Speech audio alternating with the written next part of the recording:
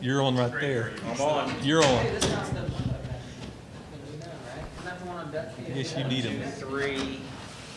Okay, we got quorum on both. Okay, well, we can go. Okay, we are going to call to order the special joint meeting between Stillwater City Council and the Planning Commission for June 10th, 2014. First item on the agenda is Basic Land Use and Zoning Concepts Workshop. Mr. Dorman, Ms. Dennison, I believe are the stars of the evening. Mr. Dorman. Ready? Okay. More handouts.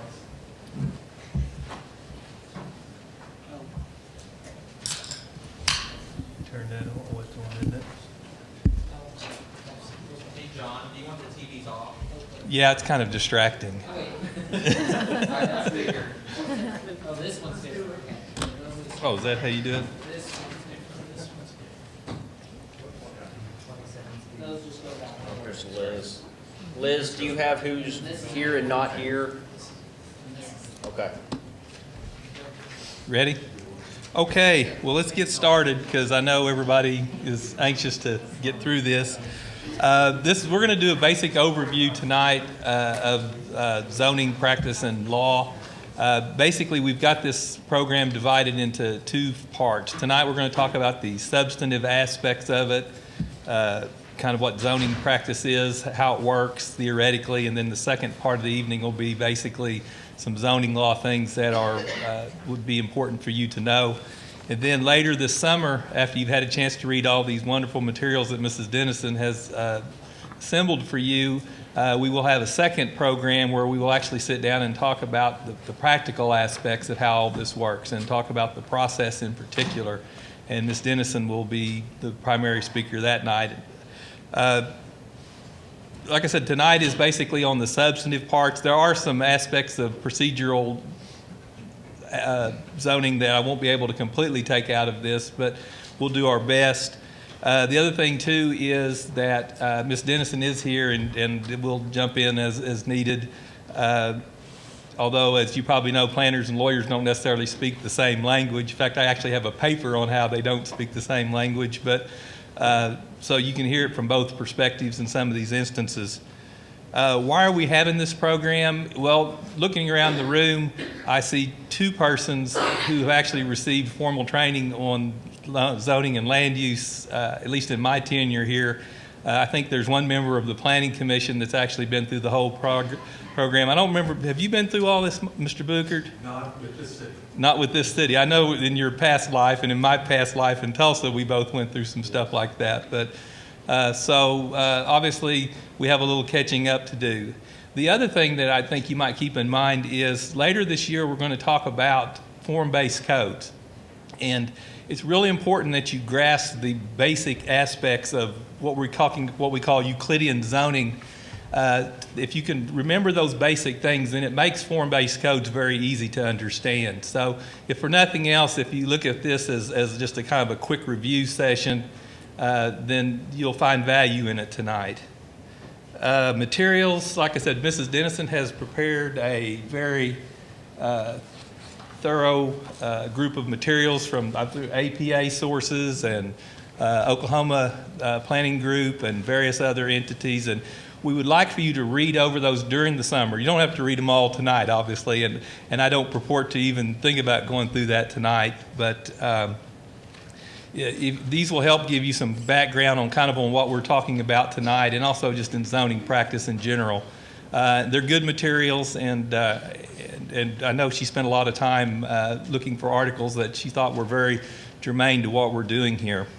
The other thing that you received is basically a little outline of about 5 pages, and those are the points we're going to talk about tonight. And so it's basically a summary of what my presentation is, so you don't have to panic and try to write a bunch of stuff down. The main points are all in there. So feel comfortable knowing that I will go over those materials, and those are kind of the main points to remember for tonight. I also gave you a copy of a Euclidean zoning pyramid. I actually was going to attach that to the paper, and there was a little disconnect in our office, so that didn't happen. and a copy of all of our favorite zoning category, RTM, which we'll talk about a little bit tonight in the context of how zoning works. Questions or comments? Let's see, where to start. Like I said, the way I kind of wanted to divide tonight, the first part we want to talk about just nuts and bolts zoning, in basically kind of how zoning works in practice. Not so much the legal part of it, just kind of very basic zoning, kind of a primer of sorts of just some basic zoning concepts that you may or may not be very familiar with. It's certainly something that we haven't really sat down and formally taught you, so we thought it best to actually go through that a little bit. And then the second half, more legally focused things, some areas that you when you are sitting up there on the horseshoe, you often hear people use these terms, and I want to talk about some of these things to kind of put your mind at ease about what it takes to get there and how to avoid those things. There is a lot of material. I cut this down quite a bit from what it originally was, but there's still a lot of material. Just, again, tonight is just designed to kind of give you kind of a general overview. I would ask that you hold questions till we get to the end of sections, and just that for continuity's sake. And also, I can go a lot faster if I just keep going. But I want you to ask questions, because if you're not understanding what I'm saying, then obviously I'm not doing my job. And the point here is to kind of help you get a grasp of how this stuff works. So with that, comments, questions, anything? Nothing. Yes, ma'am. Could we introduce ourselves? If you'd like. I don't know all the planning commission people. Start there with Mr. McClenny. John McClenny, External Services. Miguel Nahara, City Council. David Barth, Planning Commissioner.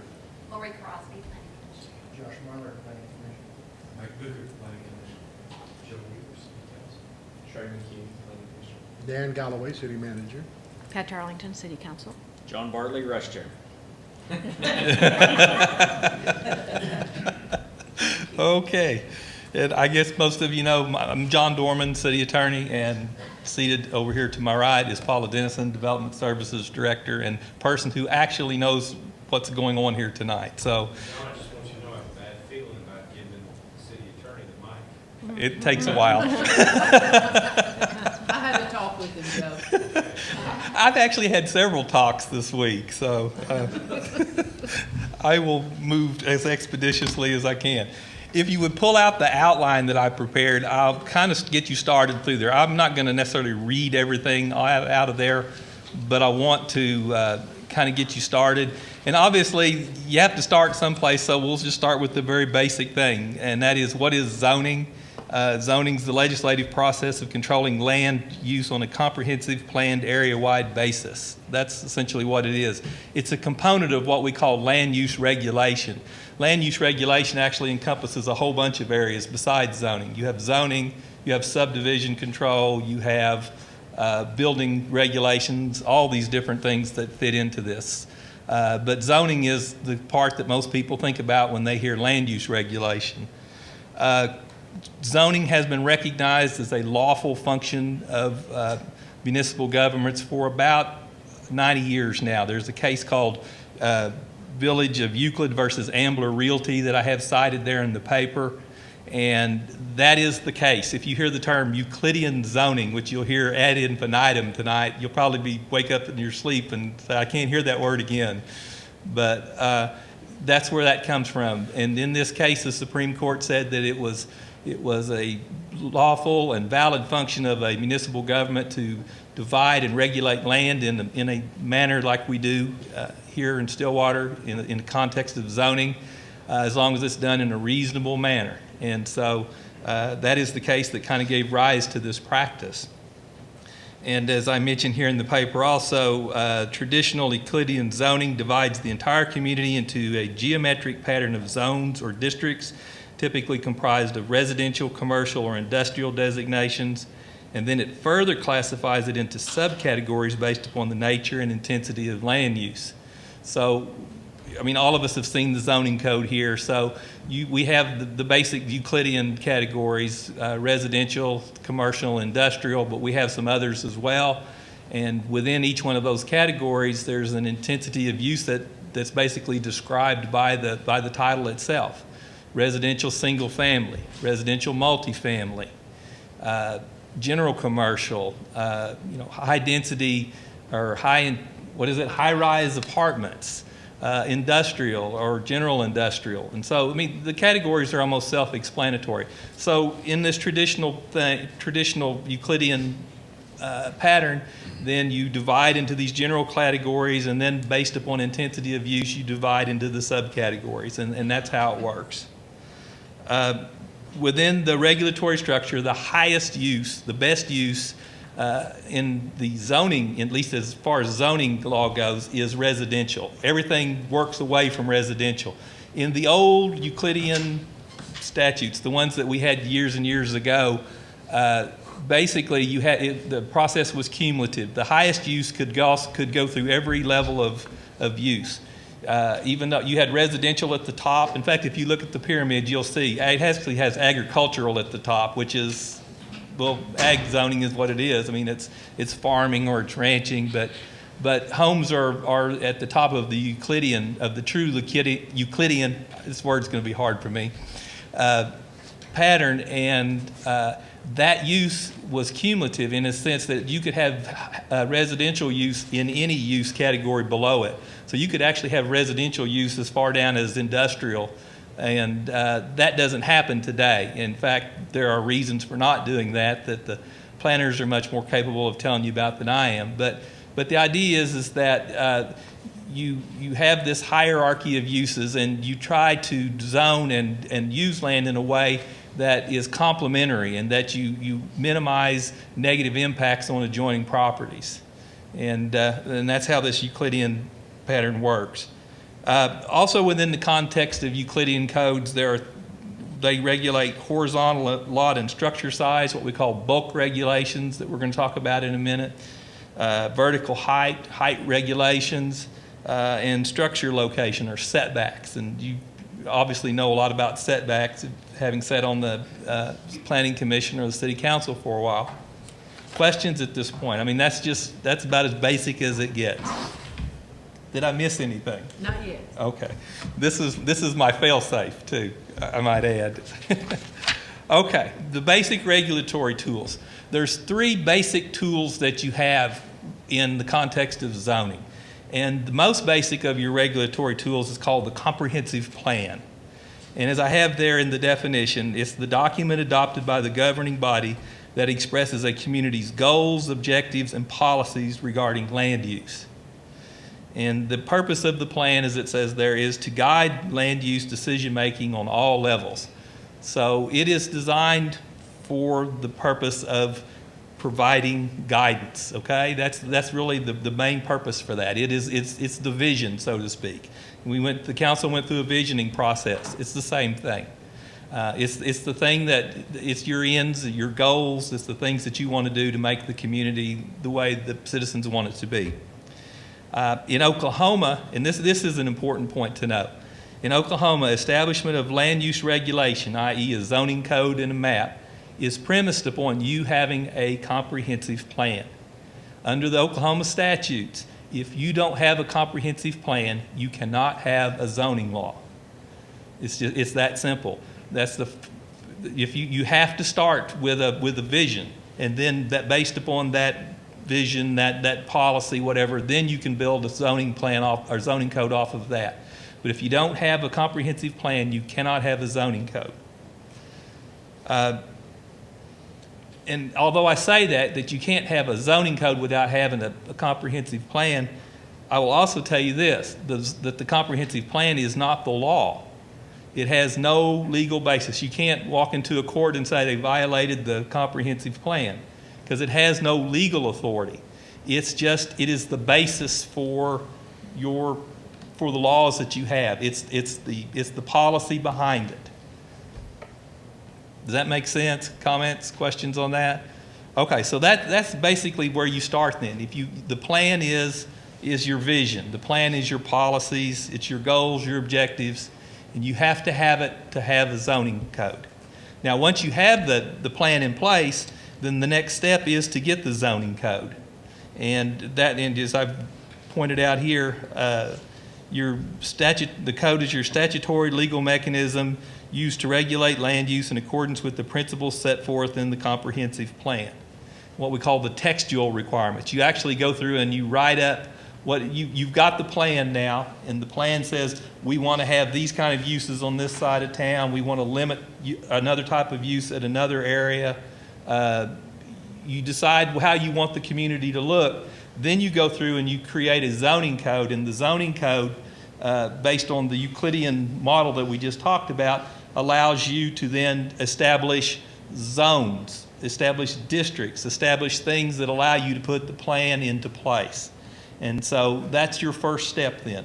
You create the zoning code based upon the principles that are enunciated in your comprehensive plan. So the relation's very important. So when people come to you at the planning commission meeting or at the city council meeting and they say, the comprehensive plan says this, you think about it, because that's where it all comes from. Is our code, are we doing that in this instance? Is our code accurately represent what the community's values are vis-a-vis the plan in this particular instance? Are we applying it correctly? So those are very valid points when the citizens make those points, or when the developer makes that point. That plan is an important part of this concept.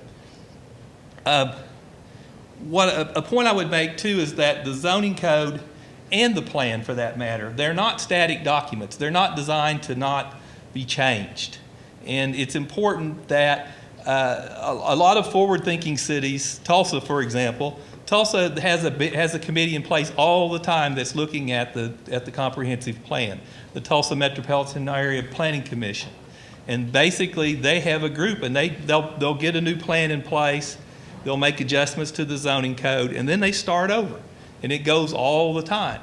And if you go to some of the more forward-thinking cities, say in the Dallas suburbs, a lot of those Dallas suburbs have very extensive zoning regulations. They have comprehensive plan committees that go all the time. And they're constantly revising the plan, keeping it current, and when they bring the plan up to date, they bring the codes up to date. So there is a direct correlation between the two. And the closer in time together that your plan and your code is, the more defensible it is, and quite frankly, the better it is, because your code becomes a very current representation of what the people in the community through the comprehensive plan want to have. Comment. Well, I was just going to say that when our current zoning regulations that we operate under, the overhaul for them was done and adopted in 2008. So they're fairly fresh. We've made amendments to that 2008 adoption, subsequent to its adoption.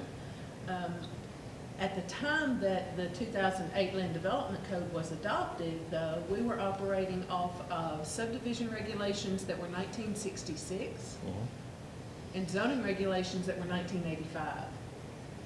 So even though it may still not seem like a perfect set of zoning regulations, it's not that outdated. Hence then, we have adopted the comprehensive plan, and that was adopted 2 years ago. So it and our land development code are, like John was saying, much, much closer than the city has operated under before. And one other point about the current comprehensive plan, built into the plan is a requirement that it be reviewed in 5-year increments. Yes. And that's way closer in time than it has in the past. I mean, it was 10 years. The plan, the last comprehensive plan had been adopted. 2001. Yeah, 2001. And so it was 12 years old. And so to be reviewing that plan in 5-year increments is a big step forward. That's a big thing. And so I think they should really be complimented for that, because that's an important step. Because if you can, again, the closer they are together, the better off you are. You don't want to go to court and have to defend a zoning regulation based upon a 12-year-old plan. I've done it. It's no fun. And but it can, I mean, it happens. And as long as the basic things are still valid, you're fine. But cities grow, cities change, and people's wants and desires change. And so you have to keep it current. The other big tool that you have is the zoning map. And actually, the map and the code work together. the code is your text. The code are those are the rules. But you're not done yet. Just because you've adopted the rules consistent with the comprehensive plan, you're not quite done yet. The last step is that you have to adopt a zoning map. And you do that at the end of the process. You've adopted all of these zoning regulations. You've established residential classifications. You've got office zoning, commercial, whatever. And all of the classifications are in place. Now you have to apply them. And that is a very long process because in the ideal situation, you go through and you get a new map and you sit down and you go through each part of town. How do we want to zone this? And you can actually go through and create brand new zones and brand new areas. In practice, that doesn't happen very often. What normally happens is that you take the old map and you transition the new classifications onto the new classifications onto the old map. You basically, whatever fits. If it was RSM before, now it's only RSS, you move those over. So you kind of just make them fit what you have, and then you identify the areas where you have problems, and you actually go through a full rezoning process with them. But ideally, when you get a new code, you should draw up a brand new map. But when you do that, once you've got the map in place, the code plus the map equals zoning. You've now zoned it. You have basically established regulations, not only textual regulations which govern how it works, but the map creates the zones where the textual rules will be applied. So that's in a nutshell how it works. And let me just, example, many of y'all will be familiar with this, we've done both. When the RM district, the one multifamily residential district we had was broken out into the multiple levels of multifamily residential, we evaluated the use of the current RM zoned land as to which one of those districts to then apply, because we went from 1 to 4. But at the same time, we had adopted the high-rise district. There weren't any high-rise properties around. So we had to do the different approach of that new district and find the land that would be appropriate for it, or have that zoning district available for any property owner to come in and ask for. So in the recent history of Stillwater, we have used both of those techniques. Right. Questions on any of this at this point? Okay, the last part is this. You've got your 3 tools. You've got the code, you've got the plan, you have the code, and you have the map. And that's how you do the zoning. The other part that's important to remember is that now that you've done all that work, you get to start again, because zoning law and zoning practice, it's an assumption is made that you're going to change this all the time. And there's 2 ways that you change it. It's through a process known as text amendment and map amendments. And that's down here at the end of this section where it talks about amending the code. And it's very simple. I mean, text amendments are basically where you go in and you change the substantive categories. You want to add an additional permitted use to RTM zoning. So you go in and you amend the code to allow that. Or someone wants to rezone their property. They come in and they ask for a map amendment. And that's what you do probably more often than anything. That's the primary thing that we have done here on most of our land use stuff. So somebody will come in and ask for a map amendment, and you go through a process. The processes are a little different, and that's really for the next session to talk about how those processes work. But basically they're different in that in the case of a text amendment, what you're doing is taking an ordinance and you are changing the text of it in some ways. You're making a substantive change. And the ordinance has what's known as general application, which means that this ordinance will apply to any property that lands in that category. And so the notice for that is a little different. You just have to publish notice and you're good. If it's a map amendment, it's still the same kind of process in that it's still legislative. And you notice I do have that word in there several times. I don't really want to get into legislative versus administrative processes, but it's still the same type of process. The difference is, though, is that you have a specific property that you're applying it to. So it's more of a quasi-judicial type process that you're engaged in here. You're actually taking evidence, not evidence, but taking testimony and information, and you're making a decision as to whether or not to apply to make a change in the zoning map based upon what you've heard. So because that has a very specific application to it, you have different notice requirements. You have to notify affected parties as well as notifying the public in general. So you publish notice and you mail notice. And again, we'll talk about that later. But the bottom line here is that the whole process is dynamic. You put a code in place and it's all done and it's all ready to be changed again. It's all ready to be put to work. So these are very active processes. Questions or comments before we move on? None. Okay. Well, let's talk about some components here, and that's kind of in the next page or two I think I have of the handout. Common district, actually, I did give you something else to use too.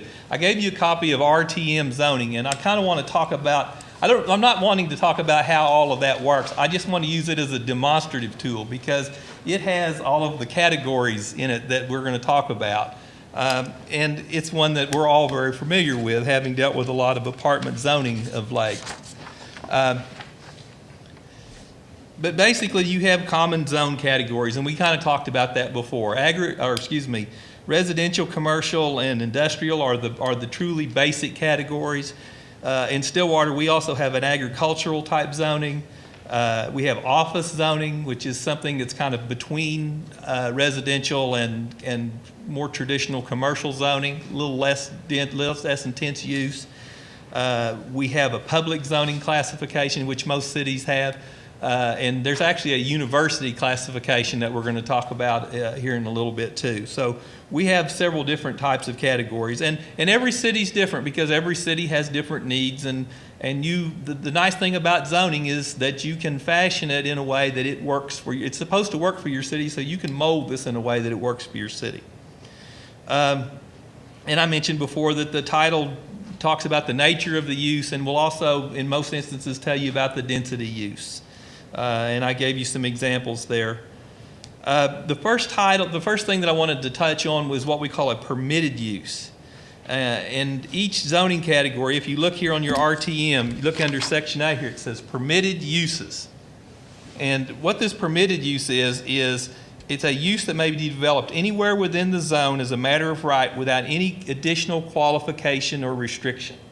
Okay, so you've established by legislation through an ordinance a zoning classification. And in that classification, you've decided what kinds of uses can go in there. And you basically have two categories, the first one being permitted uses. Well, in RTM, a permitted use would be boarding and rooming houses, churches and religious institutions, multiple family with maximum gross density of 20 units per acre, townhome, and 2-family duplexes. So all of these uses can go into RTM as a matter of right, simply because you have established this category. And if this applicant comes to you and can prove that the property should be rezoned to that use, then they can develop any one of those types of uses within there. The thing to remember about permitted uses when you're doing traditional, I don't want to call it traditional, that's not really the word, but where you're just rezoning it and just rezoning the property, is that you cannot attach any conditions to it. I have it highlighted 3 or 4 places here, without additional qualification or restriction. When you're merely rezoning property to one of the classifications within your zoning code, you can attach no conditions to it. And the reason for that is because, again, it's a statutorily created classification. And if the person or the developer qualifies for it, then you can't place a restriction on it in this instance. There's no mechanism within the code for you to place that restriction when they're simply doing it in this manner. So no conditions on a permitted use in the context of where you're just doing what we call straight zoning. Comment? No, that's right. So, I have a question on that. yes. On a special use permit, is there a time frame that's associated with that, or is that with the longevity of the zone? It can have a time frame. In fact, that's the one I'm headed to, so give me a minute. I didn't save my comment till the end. You're okay. Well, we're moving faster than I thought we would be, which is good for you. Okay, so anyways, no conditions. And this is important too, and you've heard this, but I'll just, for sake of repeating it, I'll repeat it. And that is, when they come to the Planning Commission or they come to the City Council and they've got an application for just straight up zoning, it doesn't matter what the developer wants to do with the property. Your job as the Planning Commission or your job as the City Council is to look at the property in the context of that zoning classification. Is that zoning classification appropriate for this property? And the way that you determine whether or not it's appropriate is that you look at not the use that the developer is coming in and telling you that they want to use it for. It's the uses that are permitted as a matter of right. You go down that list. What's the worst case scenario for this? Looking at RTM, I mean, there's all kinds of different uses there. Boarding and rooming houses, churches, is that going to be okay in this instance? Multiple family with maximum gross density of 20 units per acre. Now you're talking a little bit of intensity here. Look at what the worst case scenario is in the classification and make your determination on that. It doesn't matter what they say they want to develop it as. You always have to base that decision on what the permitted uses are. And So- I'll interject here, that also goes Planning Commission. We hear a lot of it at City Council. Somebody stands up, the applicant does, or their representative does. This is what they're wanting to do on this property, and that's why we're here making this rezoning request. When you've got a recommendation from the Planning Commission in front of you. The Planning Commission also has this same charge that it's the zoning district. It's not the specific use, because any of these uses are allowed in that zoning district without additional qualifiers or restrictions on it.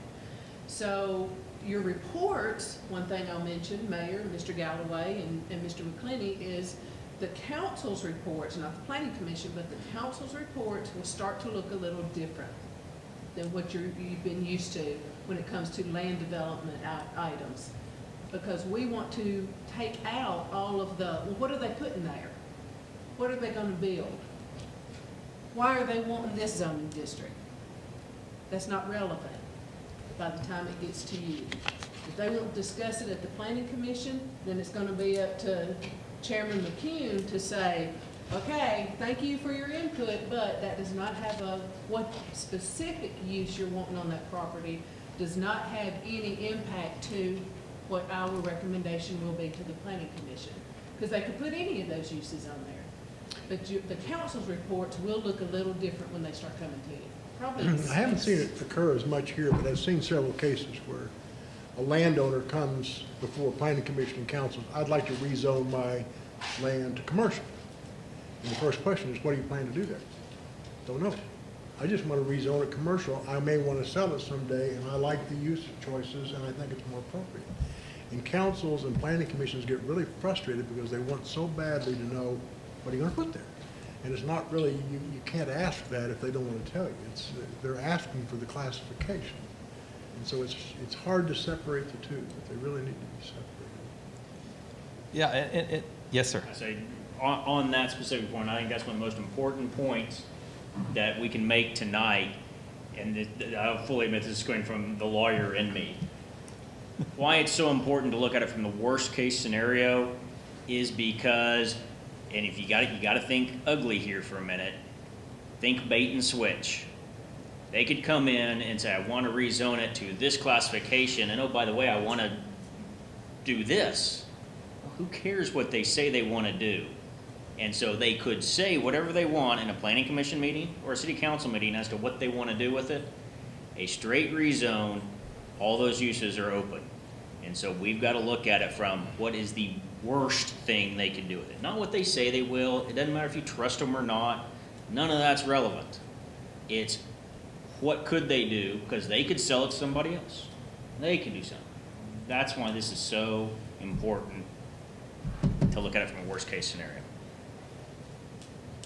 Other comments?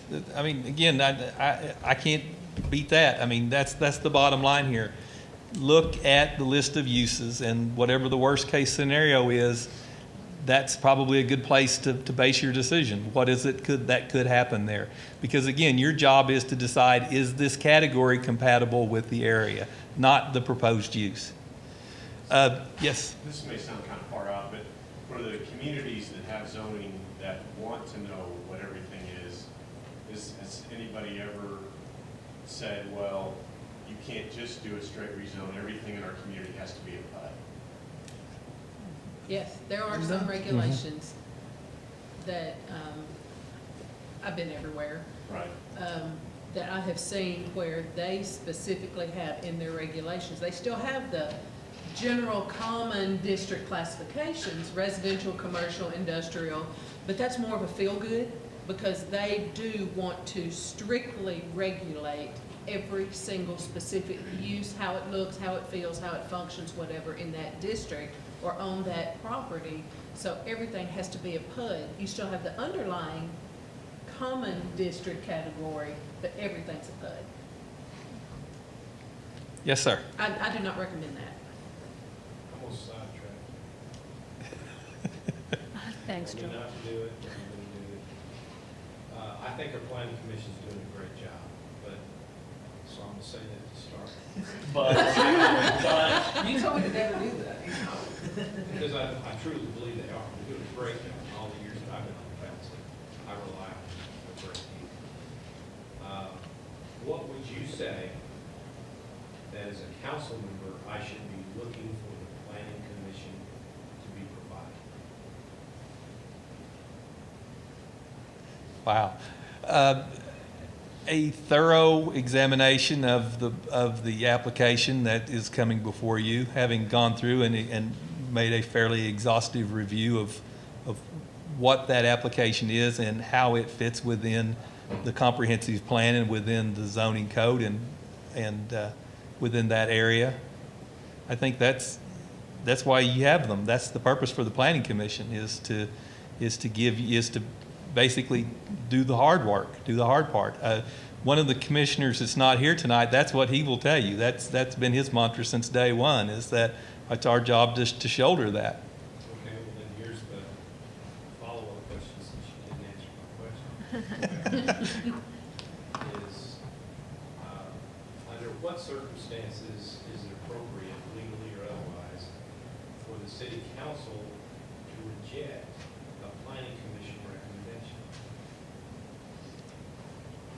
I don't know that legally there is any criteria for that. I mean, again, a planning commission recommendation is just that. It's a recommendation. can I ask your question a little bit differently? You know what I'm asking. What is the standard of review for city council when a planning commission recommendation has been given to us? Are we supposed to start from scratch with the application? I think is the gist of the question. Well, that's, and we've talked about this We've- a lot of stuff. I don't believe the process is intended for the council to repeat what this planning commission has already done. Otherwise, there wouldn't be a need for a planning commission. The detail and the scrutiny that the planning commission has taken it through, they then provide you a set of recommendations with a very brief summary. I think that's intended to be the context that you confine your review to. If you're going to go back and re-examine the I don't want to things. review the comprehensive plan, Yeah. the code, and the ordinances that are the basis for their recommendation. I'm asking you basically what other things are appropriate Oh, okay. that council members should be thinking about that would cause us to not accept. Do you understand what I'm saying? No, I understand the question. I'm like, you gotta show me something huge to not want to support that recommendation. What might those huge things be? Well, that would be, unfortunately for most city councils, is that whichever side is not successful in persuading the planning commission, that side uses the city council as the appellate tribunal. So you're basically going to get to hear whatever that side's arguments are. You always have to base, whether you're the planning commission or the city council, you always have to base your zoning decision, whether it's a text amendment, particularly a map amendment, but the text amendment too, You have to base it on the plan and its relationship to the planning, to the code and its appropriateness for that area. You always have to do that. You have to go through that analysis even though the Planning Commission has gone through it. The Planning Commission's job is to find the holes in the thing. Their job is to give you as clear a picture of what that is as possible, so that you don't have to necessarily go through this totally exhaustive process again. They're the experts. They're the front end. As I say, the unsuccessful side will come in and they will try to persuade you the other way. I don't know. Again, I don't think there's a legal standard for that. Well, I think you gave it a good example as being almost like an appeals court, in that I think if I were a counselor, I think the easiest way to look at it is I get a recommendation from the Planning Commission. The public hearing is a chance for the public to convince those that are opposed, convince me that either the Planning Commission erred in their judgment or they didn't. If I'm convinced they erred in their judgment, then I would vote against the recommendation. But you have to prove to me not so much the project, but you're evaluating, you're listening to the comments about the Planning Commission's recommendation. It's almost like you've got a ruling from the lower court. Your job is to either uphold that ruling or rule against it, in a sense. And you're listening Right. to the public plead that case. Well, in either the developer or the public, depending on who lost, but down below, they're going to point at the deficiencies in the process. They're going to say, well, you didn't have a traffic study. You didn't do a sufficient analysis of the impacts on the infrastructure. That didn't get noticed. Well, but that's a jurisdictional issue. If you don't get noticed, then you're starting all over anyways. But that kind of stuff. I'm troubled by your analogy because I guess I'm under the impression that the Planning Commission is worried about the technical aspects of the code and plan documents and are making a judgment based on those. In the court system, you can kind of get, in the lower courts, a little bit more of an emotional response, and the upper courts will go right back to the technical aspects of the law. We don't end up, I'm under the impression that council isn't supposed to get into those technical aspects of our zoning, because that's the work the planning commission's already done.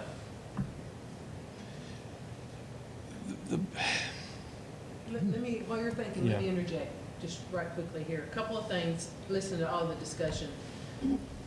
Where I see, having worked in other states and jurisdictions, where I see a big disconnect here in Oklahoma is state law requires the public hearing for any of these zoning actions, text amendment, whatever. State law requires that public hearing and really puts the focus of that public hearing at the council level. The city of Stillwater has chosen to utilize our now 7-member planning commission to be the hearing board, the sounding board, the sieve, to take all of that gross amount of information and really work it and mesh it and get it through to come with a proper and appropriate and community view recommendation of the request to the city council. So the way we operate and state law are at a disconnect with each other, as I see it. One other thing too, just a direct response, Mr. Vice Mayor, is sometimes the city council knows of something happening in the area that the Planning Commission did not know about when they reviewed that application. So that might be That might be one of those exceptions. that might be one of those exceptions, yes. Other questions? I'm going to tweak his one just this much. All right. Is it city council's job to start from scratch on an application and review to the nth degree the work planning commission has done? No. Yes, ma'am. So Paula just left, but in the new report that we get, if it's, fits this code, it fits this map, check off by the planning commission. It agrees with, it's in congruence with the comprehensive plan, just 1, 2, 3, and then talks about permitted uses, and the planning commission says this is the worst case scenario, this would be okay. Just check off, check off, check off. Then we wouldn't have to go. Into the details. Yeah. The devil in the details. On your typical map amendments and text amendments, that is what we're hoping for. That it is more of a, here's what the planning commission heard, saw, evaluated, and their recommendation, and the why. The difference is going to be, and John will talk about it here in a little bit, the difference is going to be when you're looking at a PUD for a specific use permit, because it's still a legislative action. It's not a planning commission solely action, and there's a lot of the devil in the details involved, especially in the PUD. So, and the tendency here that I've seen is that the public utilizes the council as their primary sounding board. Rarely do we have more members than staff sitting out in the audience at a planning commission meeting, unless it's one of the big neighborhood impacting applications and requests that we have. So there's still going to be that tendency, I believe. A lot of that, and I'm going to focus this statement to the mayor, a lot of that can be controlled by the gavel. Set the tone for the meeting. This meeting is to hear the planning commission's recommendation. Yes, we want the public input. We want to hear from the public.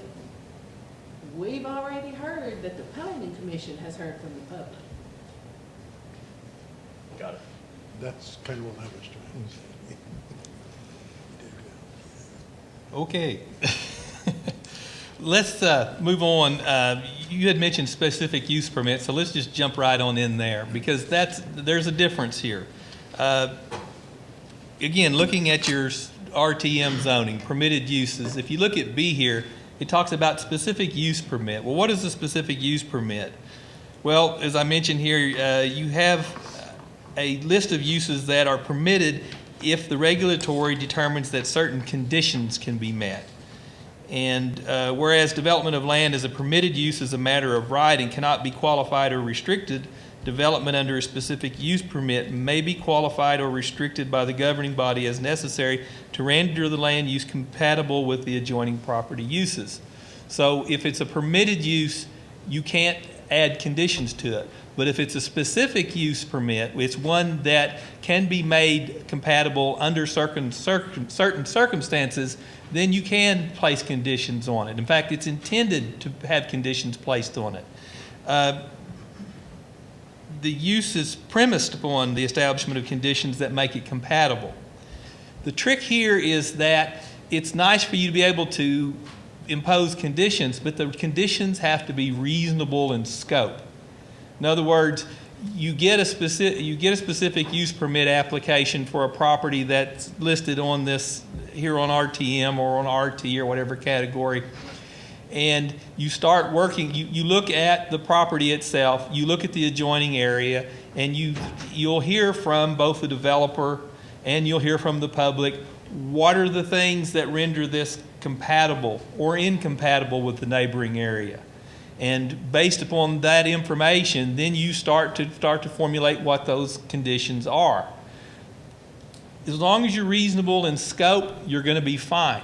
But if you start coming up with conditions that don't bear any true relationship to the incompatibility itself, you're going to get in trouble. This is where you land in court. This is where they have a pretty good argument for this was not a valid exercise of your power as a planning commission or as a city council. So it's got to be reasonable. It has to bear some rational relationship to the incompatibility itself. It needs to be designed to deal with the incompatibility.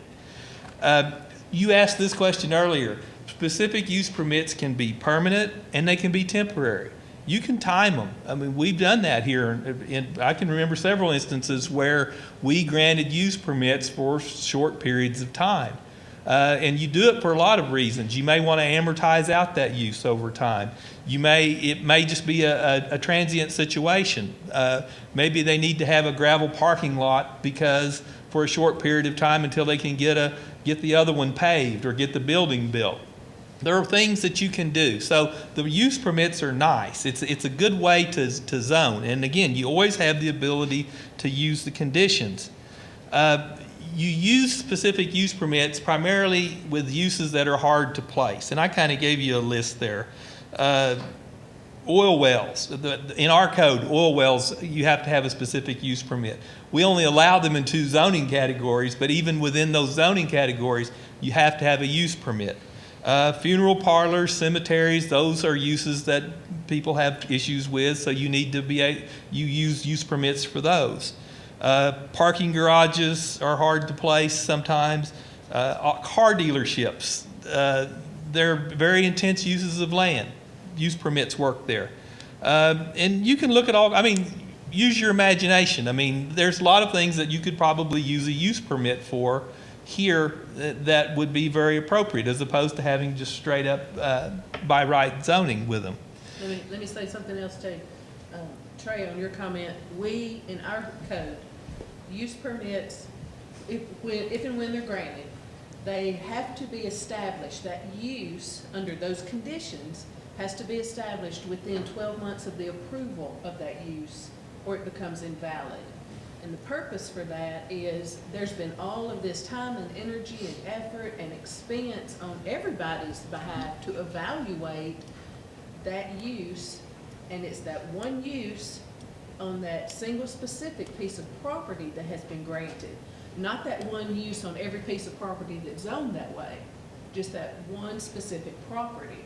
So that's why we have that time restriction, and then we go back and keep track of the conditions for the granting of that specific use on that property. We make sure that those are continuing as well. What's the mechanism for that? What's the mechanism to verify that that's actually getting used, or if like Some of them are easy. Some of them, SUP is granted for X use in this Y zoning district, and one of the conditions is that they build a chain link fence. Okay, well, we can drive by and see if the chain link fence is still there. Time is another hard one to document, and usually that is based on hours of operation. Usually that's based from complaint. If staff gets any complaint, then we would start the investigation process then. Okay, any questions on use permits? Very quickly, there's 3 other definitions here, just that you've heard these 100 times, but I defined them for you just in case. Bulk standards, basically bulk zone regulations establish a zoning envelope for structures by horizontal measurement, and there's a kind of a list there of what these regulations include: your minimum lot frontage, your lot sizes, your building footprint, yard requirements and setbacks. Related to that are what we call height restrictions, and that's a maximum structure height requirement that we have. And height restrictions are really, I guess they're really part and parcel of bulk regulations. They're just, it's something that's worth talking about a minute, because you use height restrictions in conjunction with your other bulk regulations, your lot size, your setbacks, and so forth. And through the use of the height standard, you basically decide where the building lines are going to be and your transition lines. So that's what makes these very important. So height restrictions and bulk regulations work in tandem with one another. So it's very important that you know that. For example, if you have a 2-story building, you're obviously going to have to push it further back on the lot than you would a single-story structure, because you're going to have to establish sufficient transitions, sufficient setback, and so forth. And then setback requirements, and that establishes where your building lines are. And this is important for a number of reasons. You protect your rights of way, for one thing. Your building lines are usually a certain distance back from the edge of your easements, your utility easements. And so those setback rules, it's important that you have sufficient setback to get the buildings, to get the structure back away from the utility easements so that you don't have risk of cave-ins and things like that, or just simply have people build over your utility lines. Safety is another thing. Getting the buildings far enough apart that you can get a fire truck in there or get a fire apparatus. That's a big component of that. Air, just, livability, that's a big part of it. And uniformity of structure location. You drive through the subdivision, you notice that all the houses are lined up very neatly. That's just because of the setback rules. Generally, it's because of the zoning setback, but sometimes it can be from what they call a plat setback, where the setback line is actually put on the plat itself. Fortunately, you don't have to deal with those, but there are other ways that those are used. Questions on that? Okay, then let's move into PUDs, because that's really the third category of what we really wanted to talk about tonight, and that's a planned unit development. Now, we've talked about zoning by right, which is the permitted uses, and we've talked about zoning using a special use permit. The third one is called a planned unit development. And in zoning parlance, planned unit developments they're fairly recent vintage, probably the last 40 years? So and particularly in this part of the country, they're kind of new. I know when I first started practicing law, I worked with the Planning Commission in Edmond, and PUDs were kind of new there. They were kind of out on the front end of dealing with planned unit developments, and that was in the 80s. So, to Oklahoma, that's still a fairly, recent time.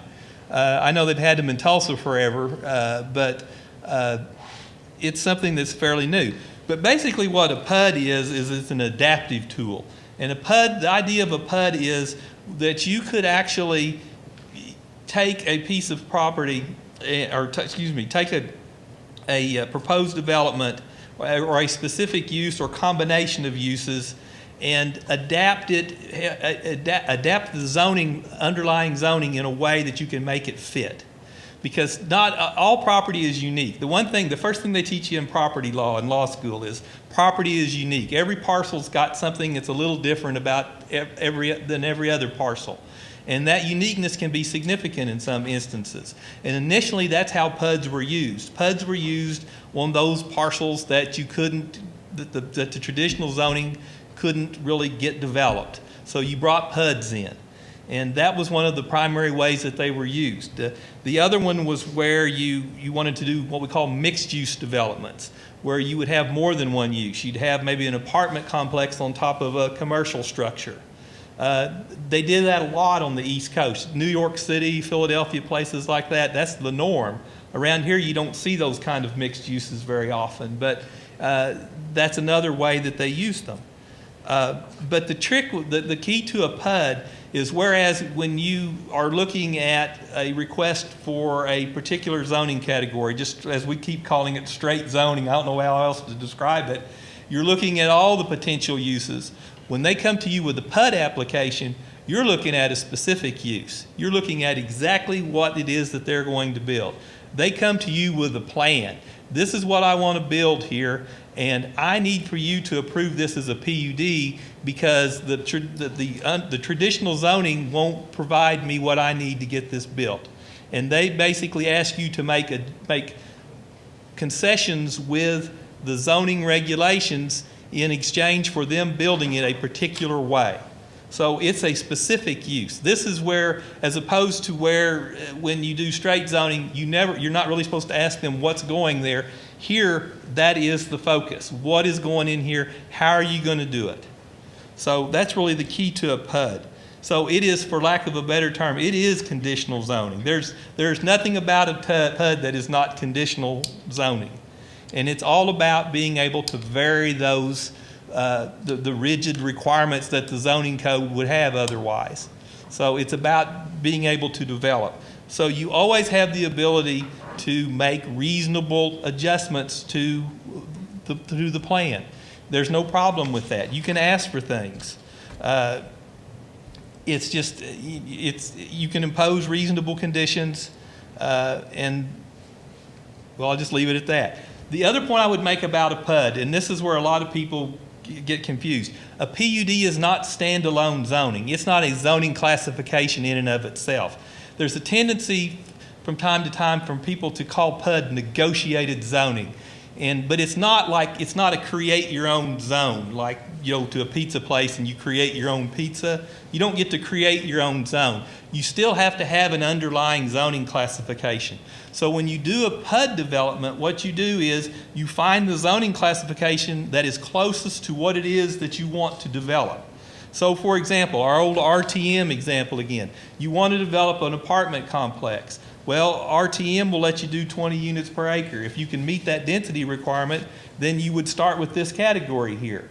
That's your underlying zoning. Then the PUD is overlaid on top of that zoning, and then you start to vary what the requirements under the RTM zoning to make the development fit.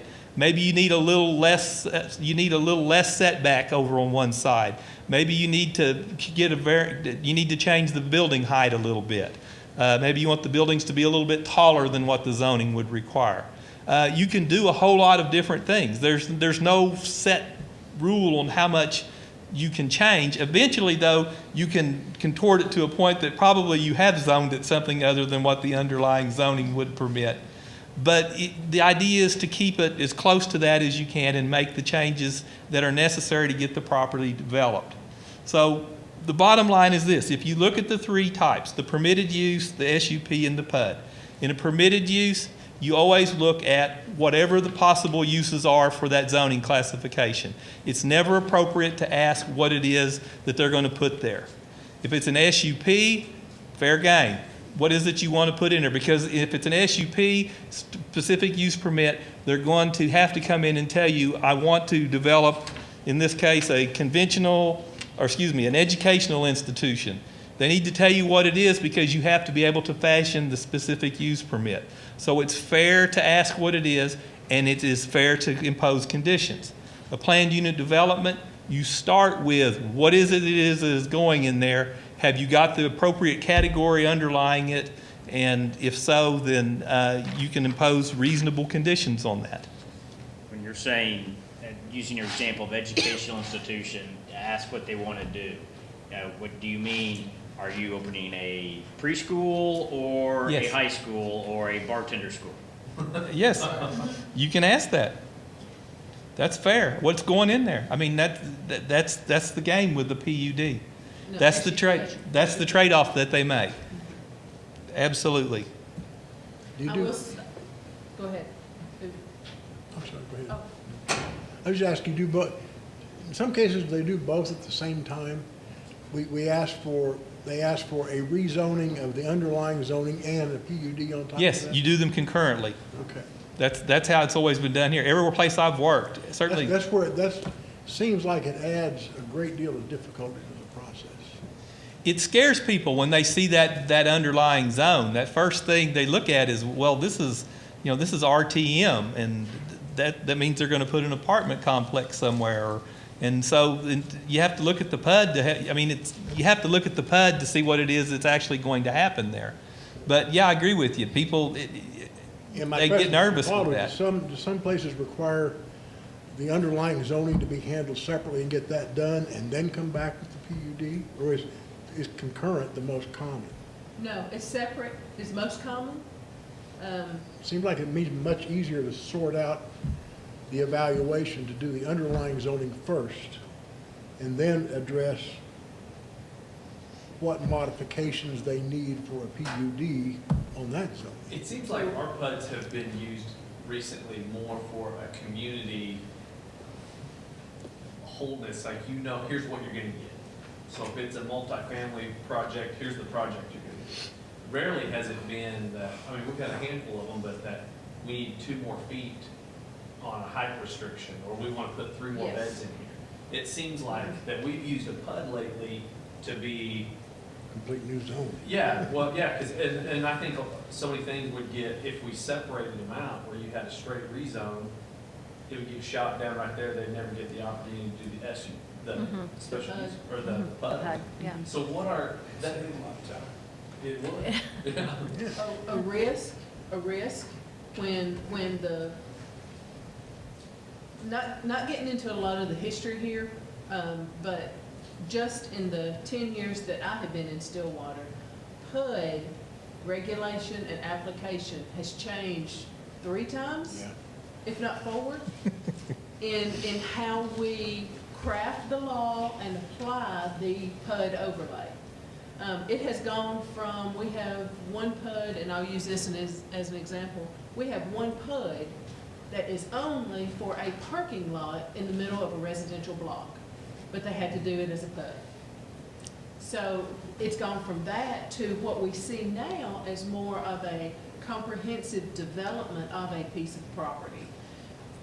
The original PUD intention is for multiple uses with multiple underlying zoning districts, but you have a development, and we've got 2 of them in town.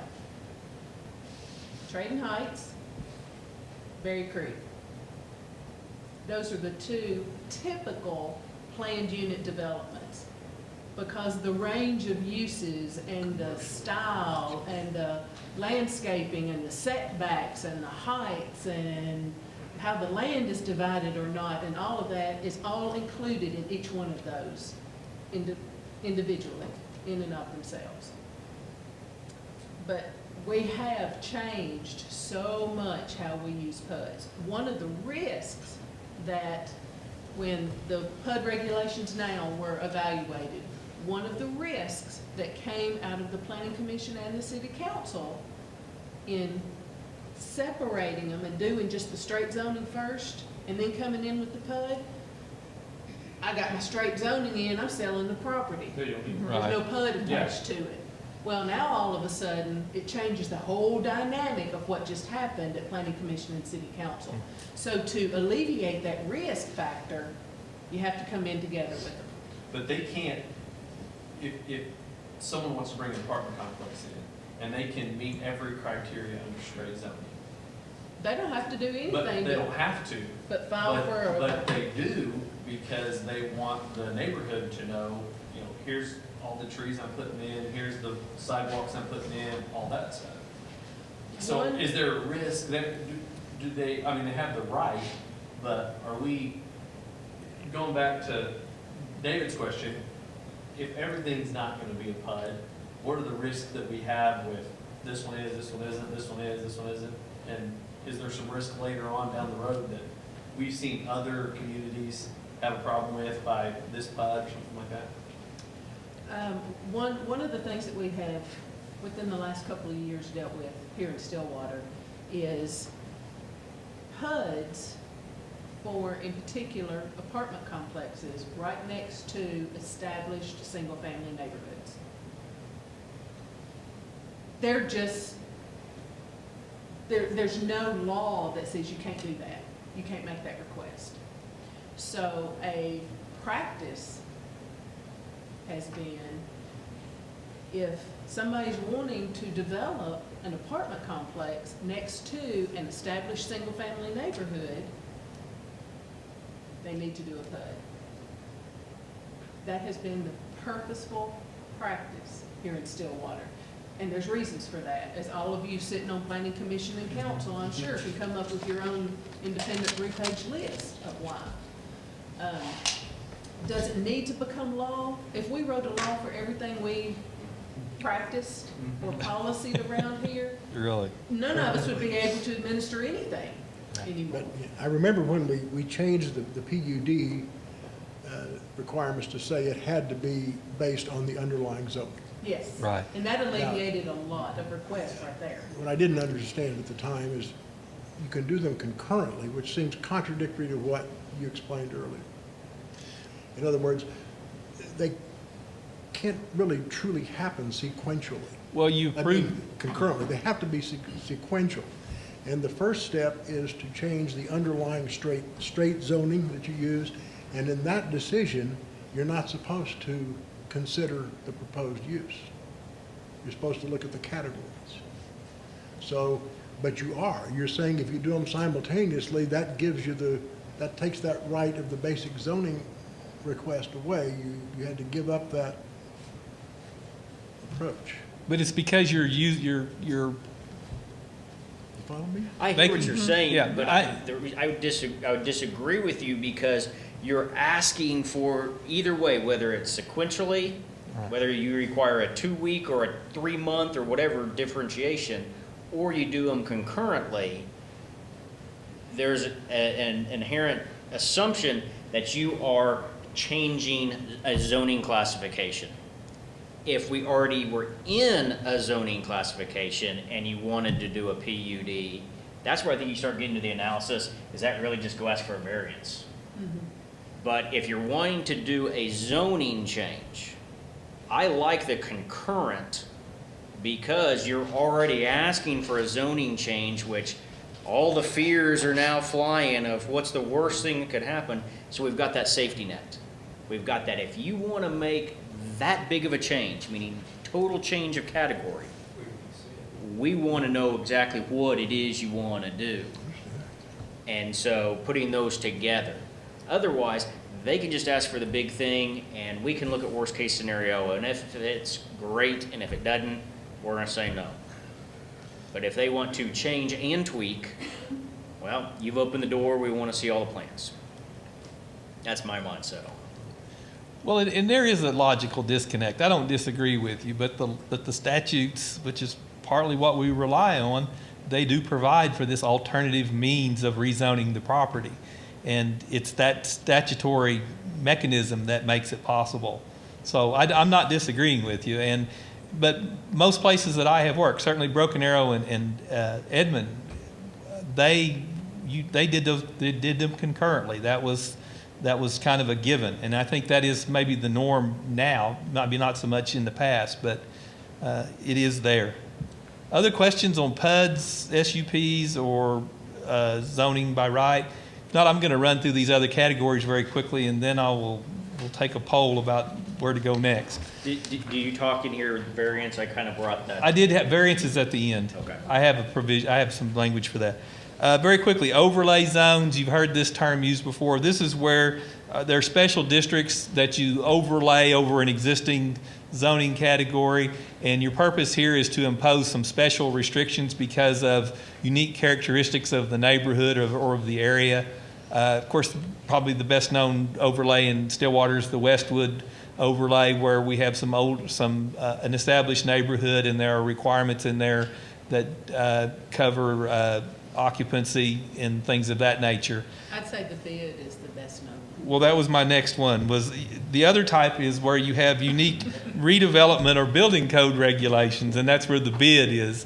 And the bid, because the council has established by policy in the past that they want to redevelop the downtown area, there are different rules for redeveloping those structures. And by having the overlay, you're able to impose different requirements, and from the general zoning codes or even from the general building codes.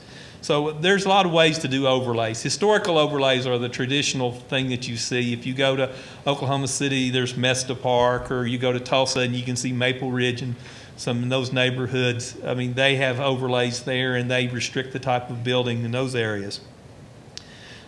Quickly, floodway regulation. We don't actually have a flood zone anymore, but on all of our maps, there is a line drawn where the floodplain is and where the floodway is. And the reason for that is because the FEMA, Federal Emergency Management Agency, requires that we maintain that information for purposes of administering their regulations, and also to ensure that people are able to get their flood insurance. Because if we don't impose those regulations, then people in the city cannot buy flood insurance. Public and university zoning, I kind of mentioned this previously, but most cities have some form of public zoning. In Stillwater, we have public zoning, and basically it exempts the city and state and even federal structures from certain building code requirements and certain other requirements. It's different than what you would deal with privately held property. We also have a university category, which is basically property that is owned by OSU that's part of the main campus area. And in that scenario, the city cannot apply zoning regulations or building code regulations because it's a state entity. It's kind of a vestige of the old superior sovereign doctrine where for lack of a better term, an inferior political subdivision could not impose regulations on one that had the ability to create it to begin with. That doctrine, I might add, is falling to the wayside, particularly with what they call impact type regulations. And there are certain impact regulations that do apply to OSU, those being stormwater detention. OSU is part of our stormwater plan. Utility connection, if they attach to city utilities, and you have to follow the city utility rules. And transportation, curb cuts and so forth are all coordinated with the city. And Mr. Buchert's sitting there, who's probably forgotten more about that than will probably ever know. But I give you equal time. Yes, we comply with all those, and so stormwater detention, we're in full compliance with your ordinances, we agree with that. Utility connections, we do, the only really utility we tie to is the sanitary sewer. Everything else, we have our own utilities. And then we do transportation studies, because we're interested in transportation as well as you, so. We all work together. Finally, ag zoning. And agricultural zoning is an interesting thing in Oklahoma. If your property is zoned agriculture, there are a lot of regulatory tools that the city cannot use. The trick, though, with ag zoning, and this is a point that we run into quite often when we have the ag zone defense pop up, and that is it has to be zoned and used for agricultural purposes. So in other words, if you've got a field out in the middle of town and you're cultivating it and you're growing a corn crop, or you've got livestock or something on it or whatever, as long as you're using it for agricultural purposes, okay, you're going to be exempt from certain regulations. But if you've got just a big lot in the middle of town and it's zoned ag and it's a weed lot and you're not actively farming that property, you are not going to be protected by this exemption, and the city can go in and do weed abatements or do whatever in order to bring that property into compliance. Questions, comments? All right, this is the point where I would say, do you want to take a break? Or I've got about 35, 40 minutes worth left. 5-minute break. Right. 5. Okay, turn on the Jeopardy music. How are you?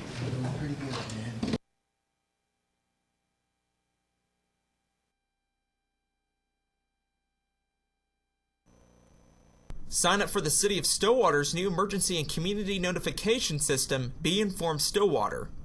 This state-of-the-art mass notification system is designed to keep Stillwater residents, businesses, and others informed of emergencies and certain community events.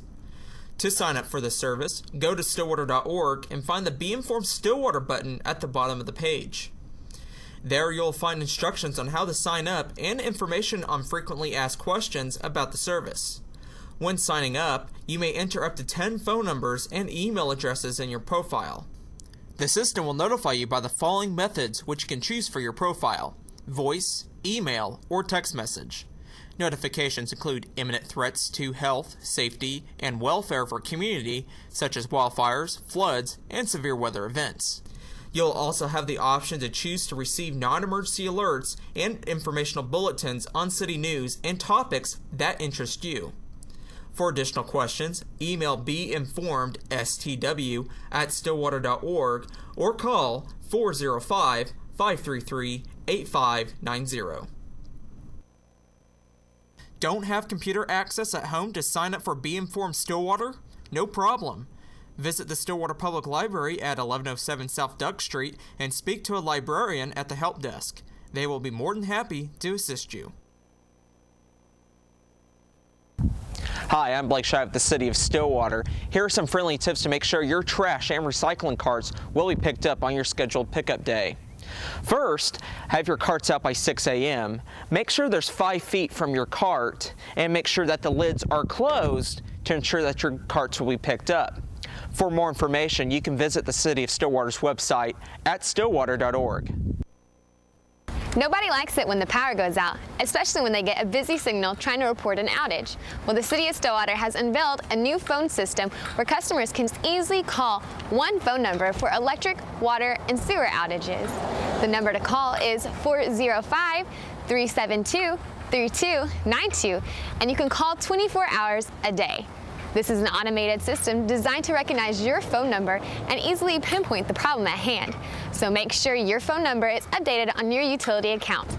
To verify or change the phone number on your account, call Utility Customer Service at 405-742-8258. City of Stillwater Television transmits programming 24 hours each day throughout the Stillwater and surrounding area on Sunlink Communications Channel 23 and AT&T U-verse Channel 99. The purpose of the station is to provide the latest news and information about Stillwater City government and its services, as well as information on city events. Live broadcasts of the Stillwater City Council, Stillwater Utilities Authority, Stillwater Economic Development Authority, and Stillwater Planning Commission air on this station, and replays of these meetings can be found here daily and on demand at stillwater.org. For more information, or if you have questions, contact the Office of Marketing and Public Relations at 405-742-8362 or email news@stillwater.org.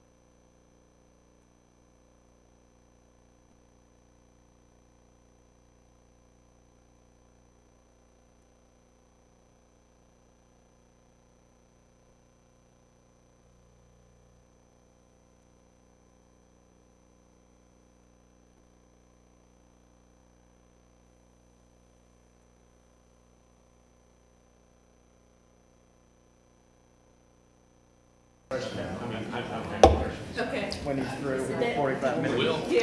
I'll crank it up. But, although she's not gonna go to OSU because we don't have a swim team. We gotta get a swim team. Our requirements are for your freshman. You must live on your own unless you live within a 30-mile. Joe has hard. Permanently? And you don't have to. I don't know. So now I you told him create he could. We say, we don't have room. Well, let's get it cracking. We're not gonna build We ready? We're back. Okay, let's start the second part of this, and I'll see if I can move a little more quickly. What I want to talk about now are some legal issues that get thrown at you a lot when you're sitting up on the horseshoes, terms that you hear quite often, and I kind of want to talk a little bit about those and what it actually means. The first thing that you hear a lot is the use of the term taking or regulatory taking. And the term that I have as I have it defined there occurs when the governmental entity through legislative or administrative means deprives a property of any economically viable use. And the term taking is premised upon the due process clause of both the federal and the state constitutions. In the federal constitution, it's the Fifth Amendment, and then by incorporation, the 14th Amendment. And in Oklahoma, it's Article 2, subsection 7 of the Oklahoma Constitution. But there is a general prohibition in the Constitution against the taking or deprivation of someone's property without due process of law. And at the risk of giving you a 2-minute lesson on what due process means, I'll try to break it down very quickly. Most of us think about due process in the context of what's known as procedural due process. And that's the idea of notice and opportunity to be heard. Did you get a hearing? Did you have notice? And did you get a chance to speak? That's what most of us think about when we think about due process, this procedural due process. But there's the second kind of due process that is the basis for quite a bit of law that's out there right now, and it's called substantive due process. And it's the idea that a government can, through the legislative process, deprive someone of life, liberty, or property without due process. And it's that you can't do this to me at all. I'm trying to think of the way my old constitutional law professor explained it to me. But it used to be procedural due process was, can they do this to me without a hearing? Substantive due process is the idea, can they do this to me at all? And takings cases fall in this context of substantive due process. And so in this context, you think about where do you normally see takings cases? And that happens more often than not in the context of map amendments, okay? Because map amendments are in the end, it's a legislative process. Before the Planning Commission, it's an administrative function. But when it comes to the City Council, because it is an amendment of a zoning map, which requires the passage of an ordinance, i.e. a law, it is a legislative process. And so because it's a legislative process, by denying or granting, in some instances, a map amendment, you can deprive somebody of due process of law. And this is where you normally see them. This is not to be confused with cases where a property owner has sought injunctive or declaratory relief because they think that the Planning Commission or the City Council in most instances acted arbitrarily or capriciously, and they're simply seeking some type of determination by a court that they acted improperly and trying to get the court to basically rezone the property instead. That's not what we're talking about here. In the case of taking, we're talking about actually depriving somebody of their property, of a viable use of their property. It's actually very hard to prove a takings case. It's particularly at the federal level. It's a little bit easier at the state level, but at the federal level, it's very difficult. And these cases, as I've noted here in the outline, they're very context or fact-driven, and there's a balancing of interests that occurs in most of the major takings cases that you see. And it starts from the premise that a property owner is not entitled to a zoning classification that will entitle them to give them the highest or best use of their property. The property owner is only entitled to a zoning classification that will give them a economically viable use. So when the developer or the property owner comes to you and they say, I want this rezoning because it's going to allow me to make $2 million on this deal. This is clearly the highest and best use of my property. And you deny that, you haven't taken the property just by simply denying it. What the court would further look at is, well, what does the underlying zoning, what's left? If you've denied it, does the existing zoning still provide an economically viable use? If it provides an economically viable use, there's no taking. If, on the other hand, there was a request to rezone and you denied it and the existing use had no economic viability, then there might be a taking scenario there. So it's important to kind of look at what the existing use is.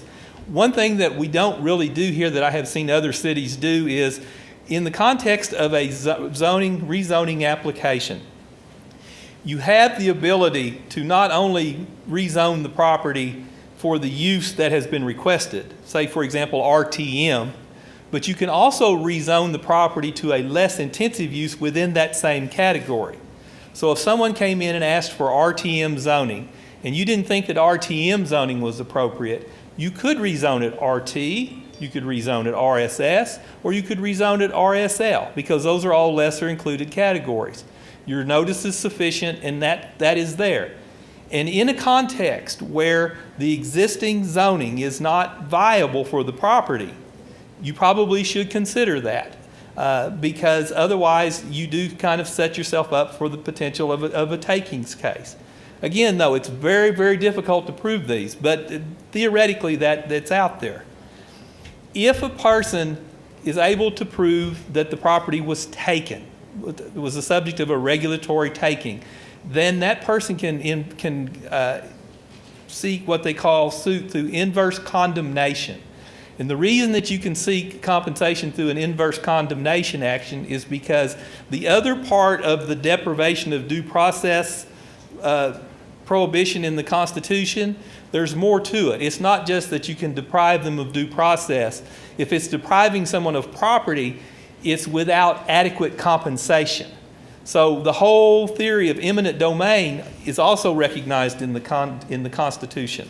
So that if a government takes property from someone, they must provide sufficient compensation for that property.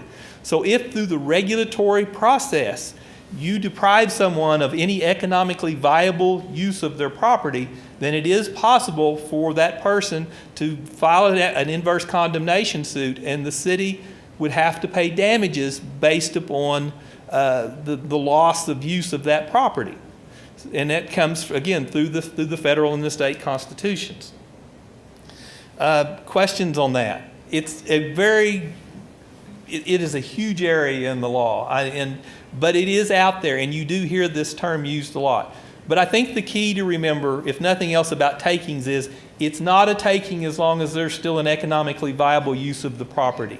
So just because you don't give a developer or a property owner the zoning that they want, the zoning that's going to close that deal, so to speak, that doesn't mean that you've taken their property. And most cases you just don't see people filing those kind of cases around here. The cases where you see things like that, the Lucas case, Lucas versus South Carolina Coastal Commission, that was a case where the state of South Carolina actually imposed some very, very severe restrictions on development of property on some islands off the South Carolina coast. A person had gone and bought lots with the intention of building houses on them. Well, when they took away the ability to build houses, the land had no value. And in that instance, there was a recovery. But it's got to be that severe. It's got to be, there's no economically viable use there. And so that's where the court went with it. Questions or comments? Well, I just think a little differently. Stillwater is very active in taking one little piece of property and doing a map amendment. And then little bit later, whether it's next month or next year or next decade, another piece of property, it could be right next to it, it could be across the street, it could be somewhere in the vicinity. Eventually, the whole zoning may have changed, not because an individual property owner, say, has a 1/4 acre of ag zone land, and everything around used to be ag, but now everything around is commercial. How would that 1/4 acre of ag land be impacted? Would the city have taken his agriculture use by rezoning all of the lands around it? I guess is what I'm asking. There are cases like that, and it's but it's an incremental process.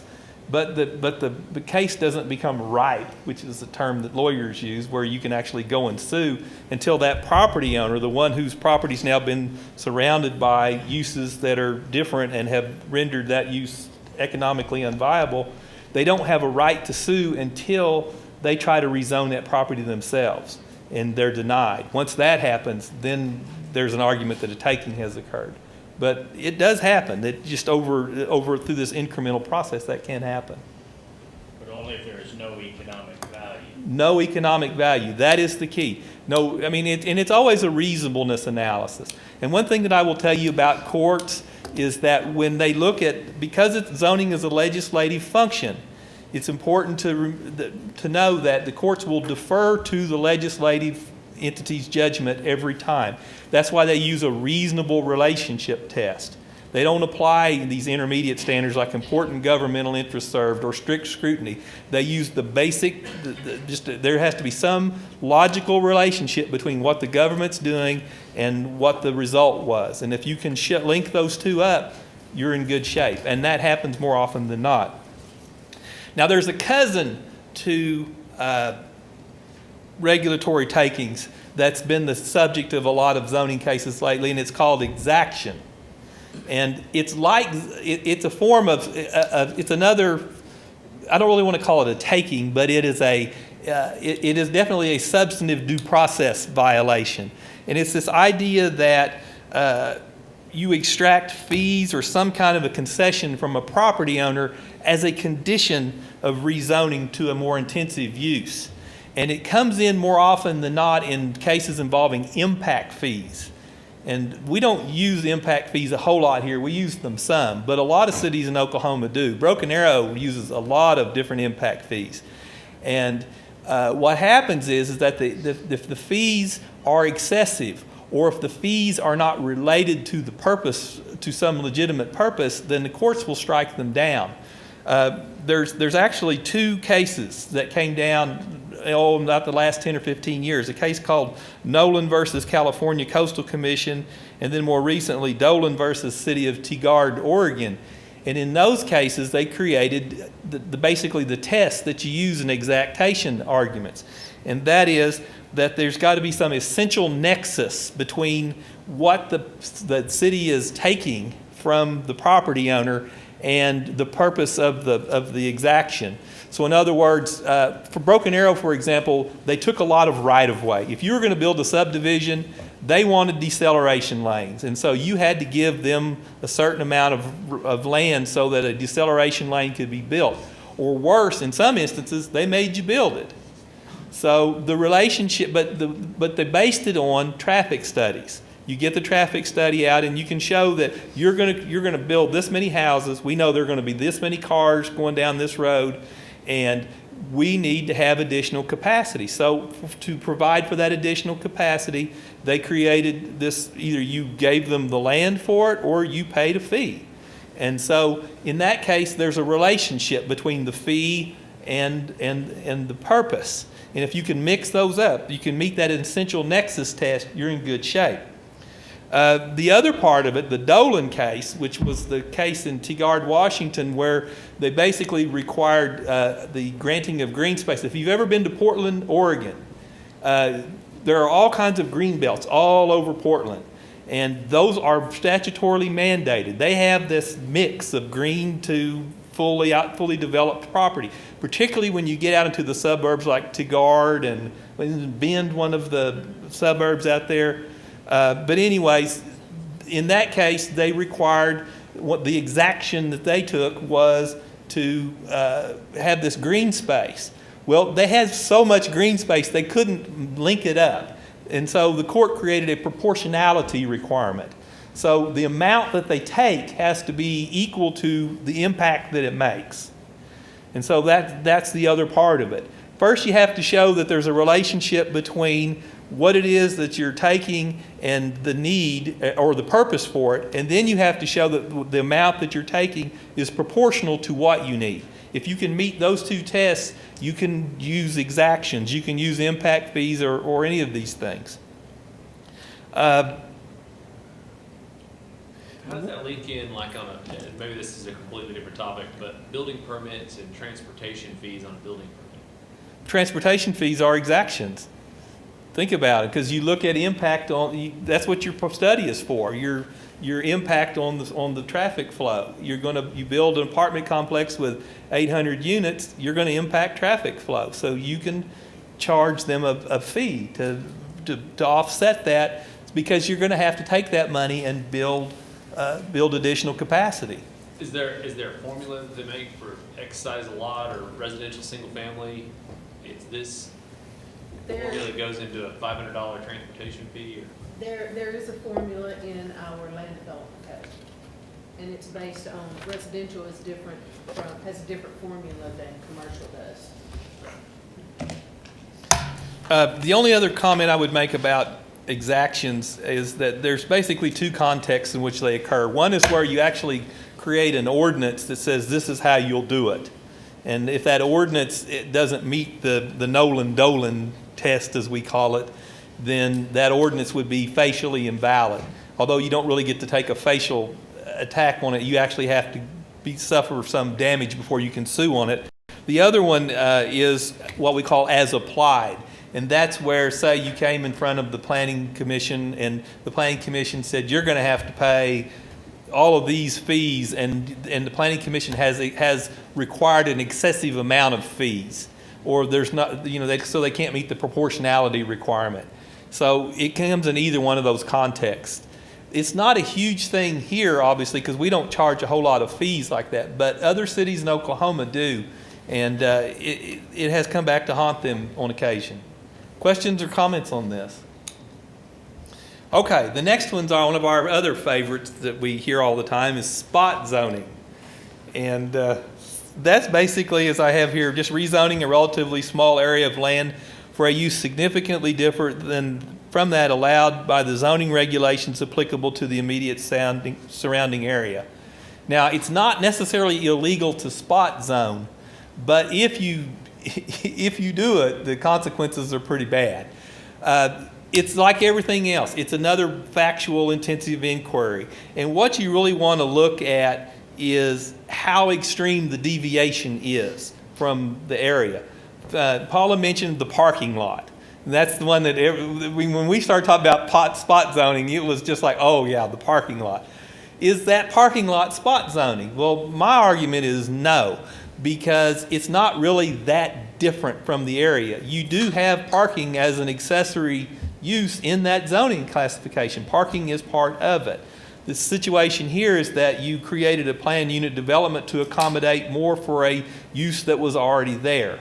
So that's the argument. But if you'd have put a on-queue in the middle of that neighborhood, that's spot zoning. Because now what's happened? You've got a use that is just totally out of sync with that neighborhood. And so that's when you talk about spot zoning, it's those really dramatic changes. That's when spot zoning occurs. So, and neighbors love, this is probably one of the number one neighborhood arguments. It's always, whenever you want to change it just a little bit, it's spot zoning. You'll hear that. I've heard it so many times, but that's what it is. Questions on that? Yes, sir. Does the comprehensive plan fall into that spot zoning? If you well, obviously, if it's inconsistent with the plan, that is one element of evidence that a court would look at in determining if a spot zoning had occurred. Because, again, the plan is your source. It's your initial determination of what is appropriate for that area. So, but it would be something that would be a part of the factual inquiry. Restrictive covenants. We all know what those are. Basically, that's a written agreement between property owners to limit some kind of use for another property. And where we see them most commonly is in the context of subdivision plats, because a plat will have a list of all of the things that the persons who buy the lots within the subdivision can or cannot do. That's the most common one. They can be, however, conveyed in the context of a separate instrument, and people can agree to certain types of restrictive covenants to benefit their properties. The reason why it's important to talk about them here is that it's wonderful that people use restrictive covenants and all that, but it's not something that the city really deals with. It's the very rare instance that the city is named a party to a restrictive covenant. You have no authority to promote it, to enforce it. It's only the persons who are who's the part of the burdened parcel or the area that's affected that's going to have the ability to enforce that covenant. Cities don't enforce restrictive covenants. Very, very rarely does that happen. So as I have a note here, beware of developers who show up with restrictive covenants. And if a developer comes to you and says, well, I've got this restrictive covenant here, why don't you just go ahead and give me that zoning classification? We'll just take care of it with this covenant. Well, it's a wonderful and it's a very magnanimous act to do that, but the bottom line is you have nothing that you can enforce. And it is that private agreement between those two individuals. And if the ownership doesn't change, the person who granted the covenant can also revoke the covenant. So you can get duped right into giving them a zoning classification that they might not otherwise be entitled to. So what we tell you, what Paula will tell you, or any of the planners or Dennis, when that comes up, it's nice, but it should not be part of your determination. Just restrictive covenants, it's a non-starter. Line for either the chair of planning or mayor of city council to, if someone brings up the concept of a restrictive covenant, for us to say, thank you very much, but that is irrelevant to us. We need to hear about it. Be absolutely appropriate, because it's not relevant to the discussion. Questions, comments? Okay, non-conforming uses. This is another term that you run across a lot. This is basically where you have a use that lawfully predates the adoption of the zoning ordinance. And in Oklahoma, the statutes provide for the continuation of that use until it has been abandoned for a particular period of time. And I believe the time period now is 2 years. Some city ordinances might have shorter periods. It depends. I don't want to get into the whole issue of statutory versus charter-based zoning, but you can vary that on occasions. Most of your zoning ordinances will prohibit an expansion of the non-conforming use. The non-conforming use can continue as long as that use is not abandoned, but it cannot be expanded in most instances. And so for someone to come in and try to say, well, I'd like to build another set of apartments over here, or I want to develop this property, consistent with this old use that no longer exists, you can't allow them to expand it. You'd have to rezone it consistent with whatever it is now. It becomes a problem where you have a catastrophe. Say you have a storm or something and it blows down part of a neighborhood, or you have a fire and you have to start rebuilding something. Technically, once the property use is destroyed, you can't rebuild it. And most city codes provide for that. So, and I think, is ours 50%, 60%? I forget what it used to be based on the assessed value. 50% of the assessed value, then you can't rebuild a non-conforming use. The other thing that's interesting about those, and we don't do that here, but I've seen it other places, is that a city can recognize the existence of a non-conforming use, but they can also place it on an amortization schedule and basically say that use has to discontinue within a certain period of time. We actually did that here. We have done that here. I think Billboards. billboard. We did. We amortized billboards. Well, the Westwood ordinance has an amortization component to it, Yeah. and so those uses where you have certain rental occupancies will amortize out over time. In fact, I think is it next year that it goes from 17 as it goes to 4. So that's kind of how non-conforming uses work. Questions or comments on that? Can you just do that on any non-conforming use area? You mean amortize them? You- Sure. Let's say you got a big section, we've got some sections of town that have a lot of older homes in them, but it's all zoned commercial. Could we just say those all has to be ceased in 5 years? In certain contexts, you probably could. I mean, you have me in a disadvantage, but I think politically, that'd be suicide. legally it might have some issues. But I won't tell you that it's not possible. It is because that is how you clean up neighborhoods and stuff. I mean, they use those in North Tulsa. That's how they cleaned up some of that stuff there. That's why I was wondering if that's what they do. So it does happen. Other questions, other comments? Fair housing laws. You do have federal and state fair housing laws that prohibit discrimination in housing accommodation. And most of these laws actually apply more to the private sector. And so realtors, for example, you've got all those requirements that you as a realtor have to follow, or a landlord, apartment owners, they have certain rules that they have to follow with regard to discrimination. So the fair housing laws don't necessarily have a direct application to what cities do. However, there are instances where if a city engages in a regulatory practice that is discriminatory, that there are instances where the fair housing laws have been applied.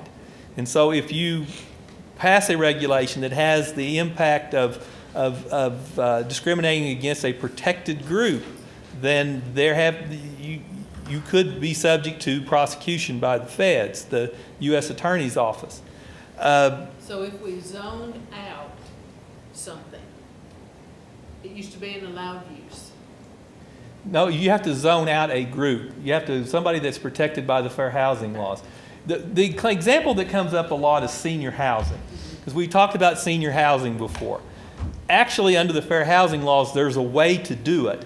But you do it in a way if you single out an area for senior housing and you do it to promote senior housing and not to exclude other persons from living in an area, you can do that. And there are requirements, percentage of population requirements, there are minimum age requirements, things like that. If you comply with those and it's done in a way to promote a community of citizens, of senior citizens, you can do that. And so the fair housing laws will allow you to do it. But if you just want to keep the students out, for example, by saying, well, nobody under this age can live in here, you're going to run into trouble. You're going to have a problem there. So it's those kind of laws. And again, it's not something that cities necessarily run into all the time, but it is out there. And it's something that you kind of have to keep in the back of your mind. And interestingly, Oklahoma's law is more inclusive than the federal law. There's an age requirement in Oklahoma's statute. The federal statute does not have an age provision in it, but the Oklahoma statute does, which I thought was interesting. And so, it's out there. Questions or comments? Yes, ma'am. It seems like it would make sense to be really mindful of not calling particular properties by a class of people, Yes, ma'am. whether they're protected or not. I think that's just an excellent point. Yeah, I mean, But you can exclude certain uses in your city through zoning as long as it doesn't impact the group. yes, it's not the use. It's the Theoretically, you could eliminate convenience stores from your zoning code. There would be no zoning code that would allow convenience stores. Is that possible? yes. As an example. But you wouldn't restrict an apartment building because it was student apartment That's correct. building. You wouldn't even refer to it as student apartment building, it's apartment building. Right. And so that's the key. It's the group of citizens that you don't want to do. And I think your observation is spot on. That you don't classify that way. Can you clarify something for me? I guess with the Westwood overlay, when it comes to like the unrelated people that can live together, that we're not classifying students. We're just saying anyone. You can't have more than 3. It's not. That's classifying true. Students, correct? So that's not. Okay. No, it's specific as to just occupancy of unrelated individuals. But if we were to say 3 unrelated students, then we would get. We might have a problem there. Although technically under the fair housing laws, students is not a protected class. No, but age is. But age is a protected class under the Oklahoma statute. So we could say students. Well, I wouldn't recommend that, no. Because I think that. I'm just trying to understand. No, Well, I think a good way to look at it is zoning is about use, right. not about people. And use is regardless of the person. Is it residential? Is it commercial? Is it this? How big's the building? Those type of things, regardless of the actual human that will be utilizing it. True. And as long as you stick with it that way, you're in good shape. It's where you create a special place for a special group of people. That's where you get into trouble. And I think it goes back to what Councilor Darlington said, where you try to label something for a specific group. I think that's the key. Other questions? Okay, the last one. Regulatory relief. And I put this in because we all know it's here, but we don't really talk about what the other boards do that much. But a basic component of all zoning codes is establishment of a process to grant relief from an unreasonable negative impact caused by a rigid application of the code. In other words, there has to be some kind of a safety valve out there if you have a zoning code and it has specific rules as to how things go. You have zoning classifications and you have to meet all of these requirements. But if you go back to the old epithet that all land is unique, there are going to be some parcels that may have difficulty being developed. And if you can make some minor accommodations for it and get it developed under the existing zoning code, then that meets a very strong public policy, and that is being able to develop land to its fullest potential. So the process, or rather the statutes provide for a process, and that process in Oklahoma is known as the Board of Adjustment. And so we actually have a board whose job it is to basically look at those situations where you've got, again, traditional zoning, straight zoning, whatever you want to call it, where you have some minor adjustments that need to be made. And the Board of Adjustment has the ability to do a number of things, but the two that are most noteworthy are the issuance of a variance and the issuance of a special exception or just an exception. A variance, as I note here, can be granted anywhere whenever the literal enforcement of the zoning code will result in an unnecessary hardship and the spirit of the code mandates some form of relief be granted.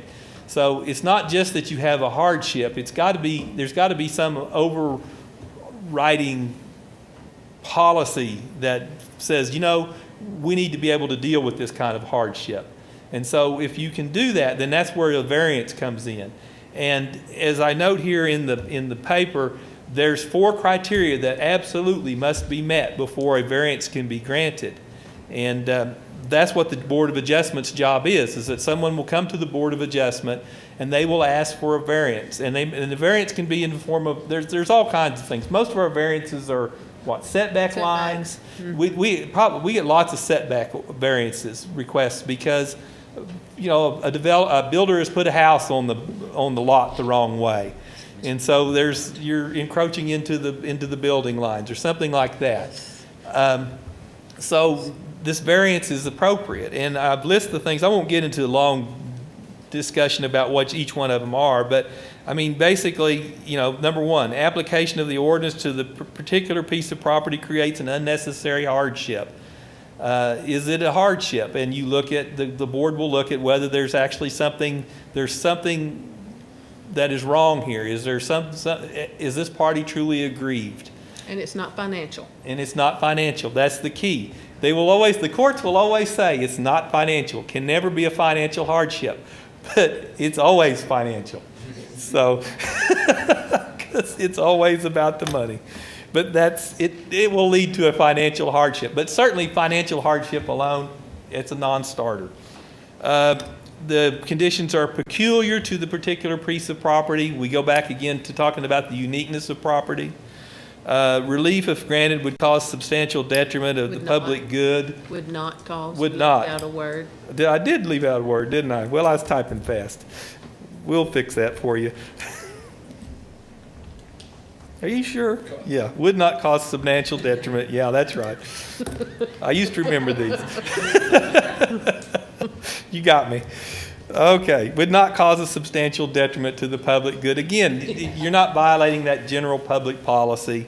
And then if granted would be the minimum necessary. And if you can meet those 4 standards, and the board has to make a specific finding in the minutes that each one of these things exists. If they can do that, then they can grant a variance.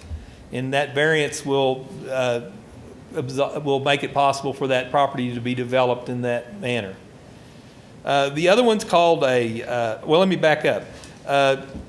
Like I said, it's used to moderate technical requirements, but one thing although it's zoning code in general that they can issue variances for, the Board of Adjustment cannot issue what's known as a use variance. In other words, how's the best way to say this? I have a residential lot, but I really want to have a commercial lot. So the planning commission and the city council won't give it to me, so I'm going to the Board of Adjustment and say, I really think that I'm entitled to this commercial lot here. Give me a variance. Let me change the use. And the Board of Adjustment is not allowed to do that. That is not possible. By default, that's a rezoning, and statutorily, that's only left with the legislative body. That's what it boils down to. Right. Now, having said that, then it leads you to what's known as a special exception. And in all candor, we don't do very many exceptions here. In fact, I asked Cindy to look that up for me, and since this code went into effect, there have been 2, and one of them we actually went to court over, and they dismissed the case. So we're down to 1, and it was just moving a lot line. So it worked. District line. District line. So that worked out pretty well. But the idea of a special exception is that within the zoning code, the legislative body, i.e. the city council, can establish a list of uses that the Board of Adjustment could give a special exception for if certain conditions exist. So in other words, they define the uses and they define the conditions. And if these things happen, then they can grant a use variance.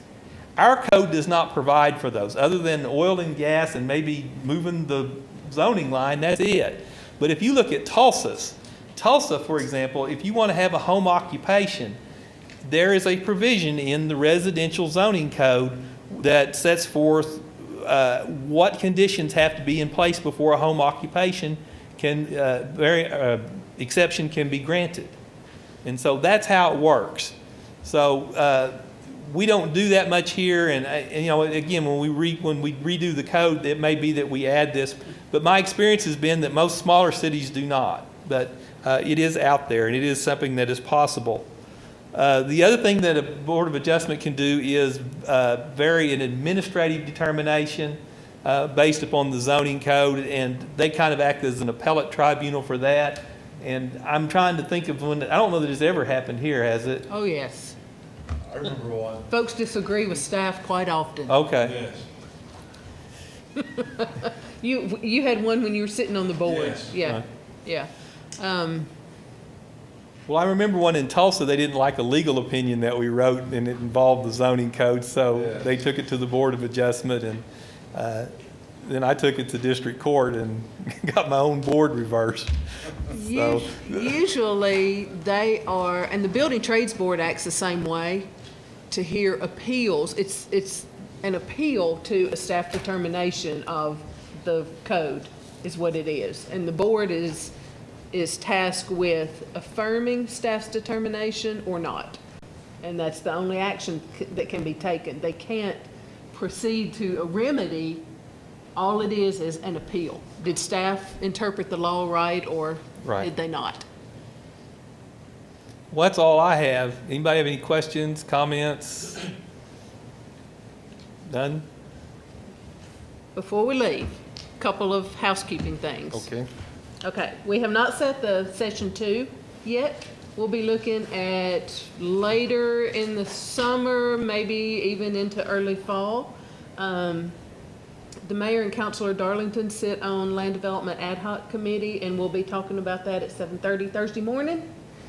That's one thing. 2 is the homework that we bound and passed out to all of you after tonight's session. Reading through it, it has some legal issues, it has some practices locally.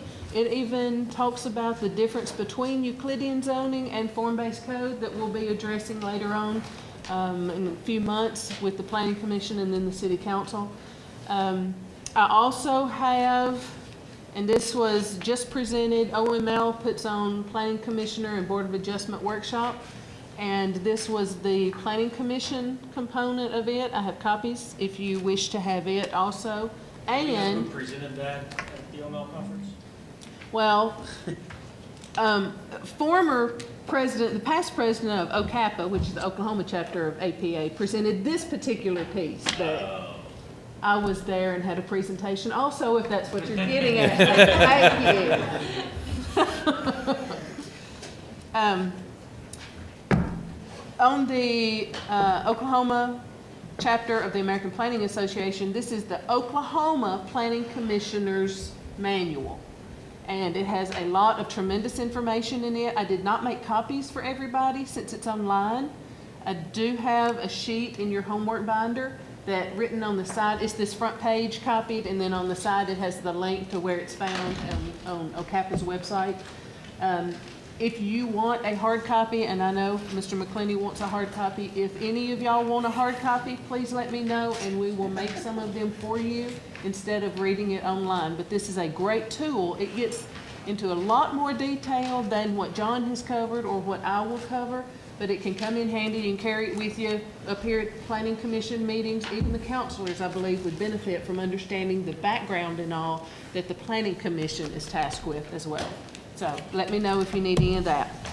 Also, one thing to keep in mind, and all of us have discussed it at our Land Development Ad Hoc Committee meetings, Planning Commission normally makes recommendations. They have some authorities themselves that they're charged with under state law and our city code.